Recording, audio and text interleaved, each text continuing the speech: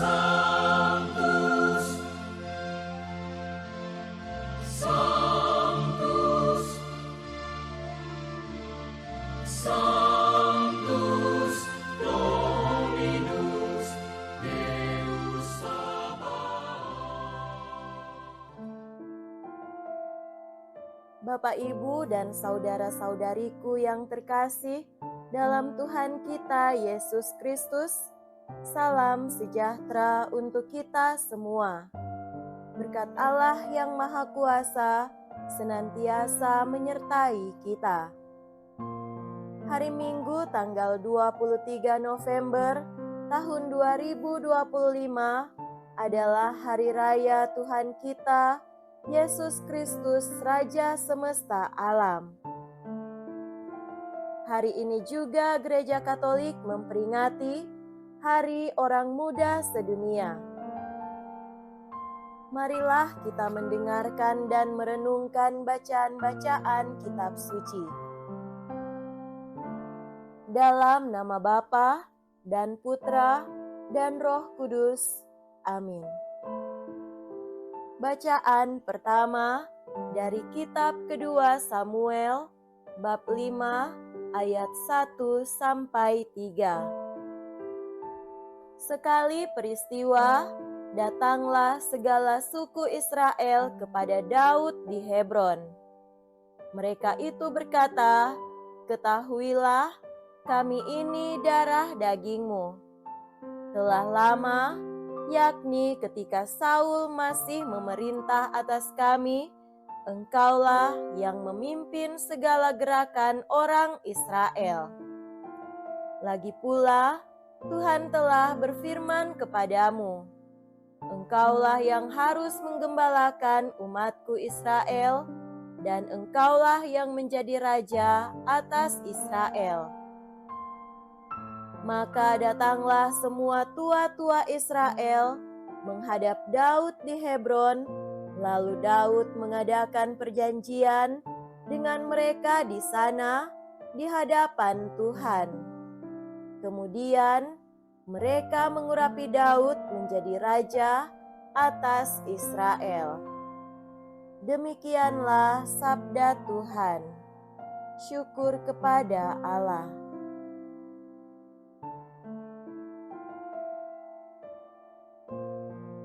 Bacaan kedua dari surat Rasul Paulus kepada jemaat di Kolose, bab 1 ayat 12 sampai 20. Saudara-saudara, semoga kamu mengucap syukur dengan sukacita kepada Bapa yang membuat kamu layak mendapat bagian dalam apa yang ditentukan untuk orang-orang kudus di dalam kerajaan terang. Ia telah melepaskan kita dari kuasa kegelapan dan memindahkan kita ke dalam kerajaan Anaknya yang terkasih. Di dalam Kristus itulah kita memiliki penebusan kita, yaitu pengampunan dosa. Kristus adalah gambar Allah yang tidak kelihatan. Dia adalah yang sulung, yang lebih utama dari segala yang diciptakan, karena di dalam Dialah telah diciptakan segala sesuatu yang ada di surga dan yang ada di bumi, yang kelihatan dan yang tidak kelihatan, baik singgasana maupun kerajaan, baik pemerintah maupun penguasa. Segala sesuatu diciptakan oleh Dia dan untuk Dia. Ia ada mendahului segala sesuatu, dan segala sesuatu ada di dalam Dia. Dialah kepala tubuh, yaitu jemaat. Dialah yang sulung, yang pertama bangkit dari antara orang mati, sehingga Ia lebih utama dalam segala sesuatu. Seluruh kepenuhan Allah berkenan diam di dalam Dia, dan oleh Dialah Allah memperdamaikan segala sesuatu dengan dirinya, baik yang ada di bumi maupun yang ada di surga, sesudah Ia mengadakan pendamaian oleh darah salib Kristus. Demikianlah sabda Tuhan. Syukur kepada Allah.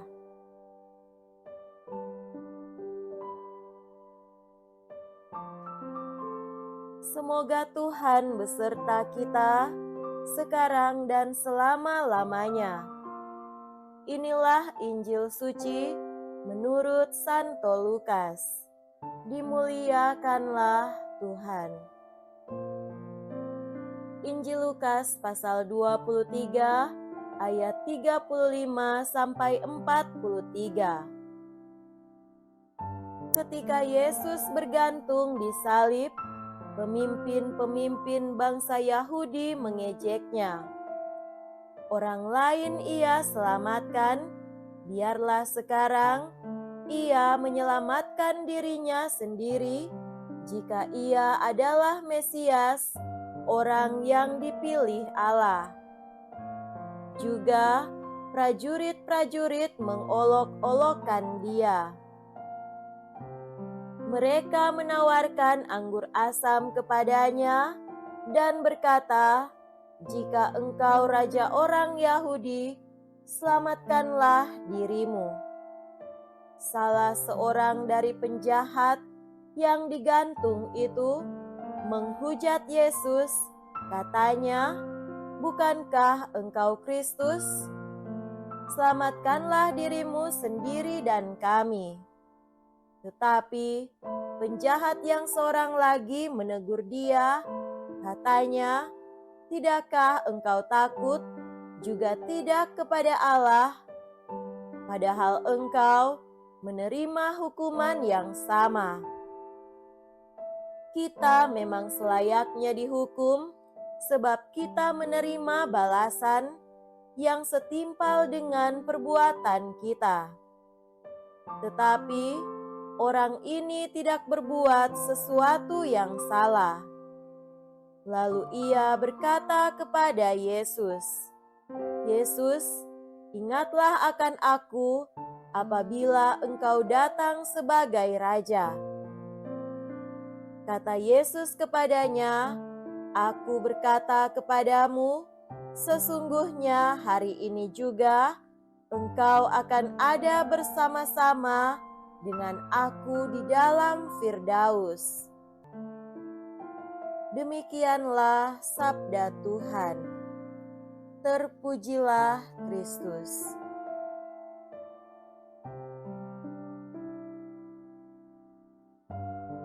Saudara-saudariku yang terkasih dalam Tuhan kita Yesus Kristus, tema renungan kita pada hari ini adalah Kristus Raja Semesta Alam. Ketika kita merayakan dan menyambut Kristus sebagai Raja, kita tidak memandang Dia sebagai seorang raja duniawi yang penuh kuasa, tetapi sebagai seorang Raja semesta alam berhati mulia yang oleh Paulus dalam bacaan kedua dilukiskan sebagai berikut. Di dalam Dialah telah diciptakan segala sesuatu yang ada di surga dan yang ada di bumi, yang kelihatan dan yang tidak kelihatan, baik singgasana maupun kerajaan, baik pemerintah maupun penguasa. Segala sesuatu diciptakan oleh Dia dan untuk Dia. Itulah kerajaan Anaknya yang kekasih. Di dalam Dia kita memiliki penebusan kita, yaitu pengampunan dosa. Saudara terkasih, melalui cara hidup, mengajar dan berbuat, Yesus menunjukkan dirinya sebagai seorang raja yang rendah hati dan berbela rasa, yang memerintah di hati umat manusia dan dunia dengan maksud untuk menyelamatkan semua orang dan ciptaannya. Ia adalah Raja yang mengundang setiap orang untuk datang kepadanya, agar mereka, khususnya yang berbeban berat, mendapatkan kelegaan dan kesegaran. Dia adalah Raja yang menyambut setiap orang untuk masuk kerajaannya, khususnya mereka yang miskin, yang berduka cita, yang lemah lembut, yang lapar dan haus akan kebenaran, yang murah hatinya, yang suci hatinya, yang membawa damai, yang dianiaya oleh sebab kebenaran, karena merekalah yang empunya kerajaan surga. Prefasi hari ini melukiskan kerajaan itu sebagai suatu kerajaan kebenaran dan kehidupan, kerajaan kekudusan dan karunia, kerajaan keadilan, kasih, dan damai. Yesus bukanlah seorang raja politik di panggung dunia. Ia tidak mempunyai kekuasaan duniawi. Kepada Pilatus, ia mengatakan bahwa seandainya ia berasal dari dunia, pasti pasukannya sudah melawan untuk membela dia. Kerajaanku bukan dari dunia ini. Jika kerajaanku dari dunia ini, pasti hamba-hambaku telah melawan, supaya aku jangan diserahkan kepada orang Yahudi, akan tetapi kerajaanku bukan dari sini. Saudara-saudariku terkasih, yang khas dari Yesus sebagai Raja adalah kerajaannya berpuncak pada salib dan kekuasaannya ada pada salib. Seorang raja atau diktator dapat memilih untuk memerintah rakyatnya dengan kekerasan dan pertumpahan darah, kekuatan militer, atau coup d'etat. Tetapi Yesus menempuh cara lain, yakni melalui pengorbanan, penderitaan, dan kematian di salib. Ia sungguh-sungguh mengorbankan diri dalam kasih dan pelayanan untuk orang-orang lain.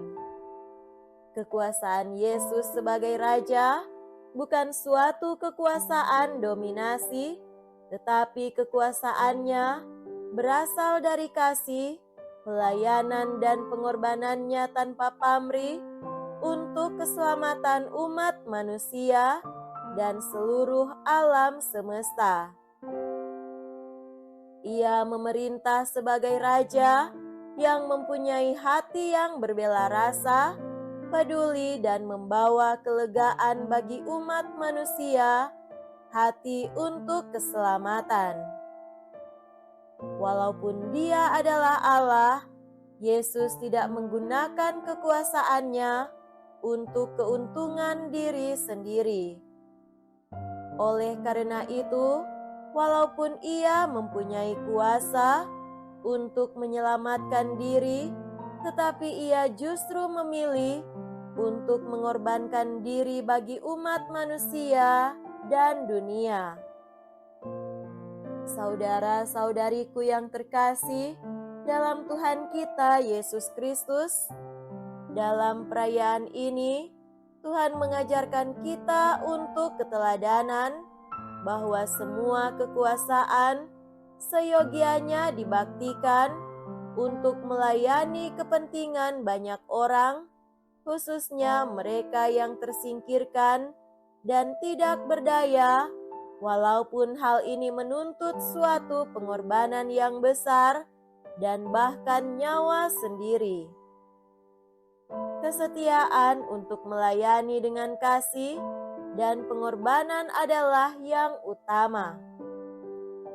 Pelayanan, bukan dominasi, merupakan pedoman kerajaan Allah.